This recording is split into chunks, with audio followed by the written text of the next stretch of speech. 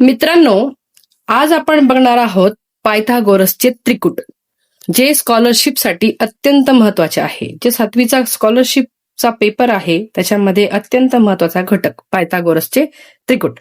आता पायथागोरसचे त्रिकूट काय असते हे तुम्हाला माहिती आहे बघा. असे हे आपल्याला जनरली काय करावे लागते? पाठ करावे लागते.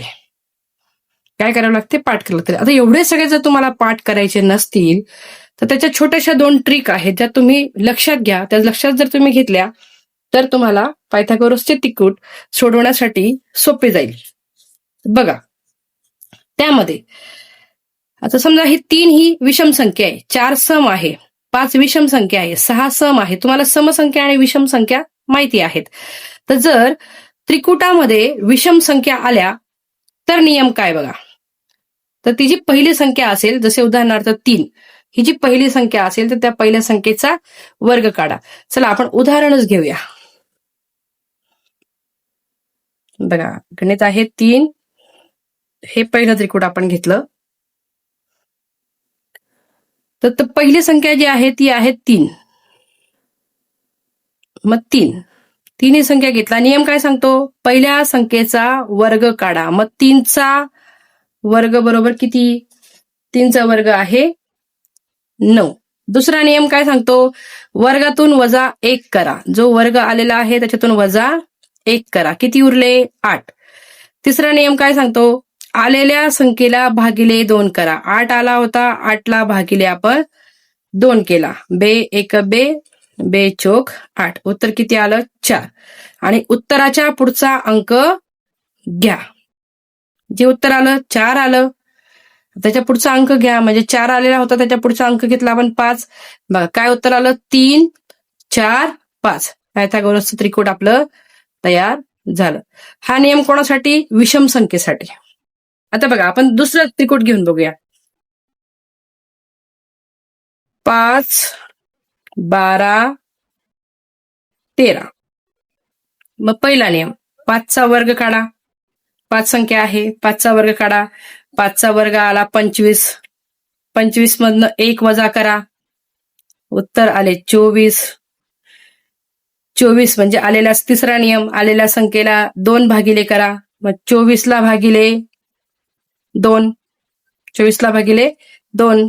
बेक बे, बेक बे, बे दुने 4. उत्तर आले 12. आणि 12च्या उत्तराच्या पुढचा अंक घ्या. म्हणजेच काय घ्या? 12. आणि हा आला तुमचा 13. आणि हा 5. बघा, हे झालं दुसरं त्रिकूट, हे झालं पहिलं त्रिकूट. म्हणजे विषम संख्या जर असेल त्रिकुटामध्ये तर ह्या नियमाने तुम्ही सोप्या पद्धतीने पायथागोरसचं त्रिकूट काढू शकतात. आता बघा, जर त्रिकुटामध्ये समसंख्या आली, काय आली? समसंख्या आली, तर काय करायचं? समसंख्या, आता समसंख्येचं पण त्रिकूट आहे. जसं की हे 4चं आहे, ही समसंख्या आहे, 6ची समसंख्या आहे, 8ची समसंख्या आहे, 10ची समसंख्या आहे. तर मग काय करायचं बघा. आता आपण समसंख्येचं घेऊया. 4, 3, 5. मग आपला पहिला नियम काय सांगतो? ही समसंख्या आहे, 4 ही संख्या सम आहे. ओळखायची कशी समसंख्या? पहिली संख्या ओळखायची. आपल्याला पुढच्या संख्यांची काय घेणं असतं? पहिली संख्या सम आहे. मग पहिली संख्या आपण निम्मी करा. मग पहिली संख्या आहे 4, 4च्या निम्मे म्हणजे भागिले 2, बरोबर? उरले 2. मग आता 2चा वर्ग, दुसरा नियम काय आहे? उत्तराचा वर्ग काढा. मग 2चा वर्ग काढा. मग 2चा वर्ग काय आहे? 2चा वर्ग बरोबर 4. मग जे 4 उत्तर आलेले आहे, 4 मधून उत्तर किती आलं? 4. 4 मधून वजा 1 करा आणि 4लाच अधिक 1 करा. आलेल्या ह्या उत्तराला वजा 1 आणि अधिक 1 करा. मग 4तून 1 गेला 3 आणि 4 मध्ये 1 टाकला 5. किती उत्तर आलं तुमचं? 4, 3, 5. बघा, 4, 3, 5. तुम्हाला आणखी एक प्रश्न विचारला जाऊ शकतो. कसा प्रश्न विचारला जाऊ शकतो बघा. हे त्रिकूट दिलं आहे तुम्हाला आणि प्रश्न आहे, हा संख्या समूह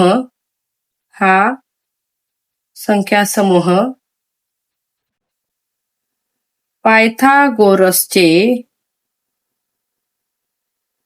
त्रिकूट आहे का? त्रिकूट आहे का? आता 7 ही विषम संख्या आहे, म्हणून आपण नियम कोणते लावणार? विषम संख्येचे. मग आता बघा 7 नियम काय आहे? पहिल्या संख्येचा वर्ग काढा. मग 7चा वर्ग बरोबर 49. त्या वर्गातून 1 वजा करा. 49 वजा 1 बरोबर आले 48. त्याला भागिले 2 करा. 48 भागिले 2 केले आपण. बे एक बे, बे दुने 4, बे चौक 8 बरोबर आले 24. आता तुमचा 24 आलेला आहे. उत्तराच्या पुढचा अंक घ्यायचा आहे, म्हणजेच तुमचा हा 7, हा 24 आला. हा 7 आहेच तुमचा पहिले, हा 24 आला आणि त्याच्या पुढचा अंक आपण घेतला 25. म्हणजे हे जे आहे हे काय आहे?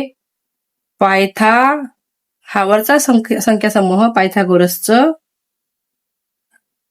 त्रिकूट आहे. बघा, अशा पद्धतीचे प्रश्न स्कॉलरशिपला विचारले जातात.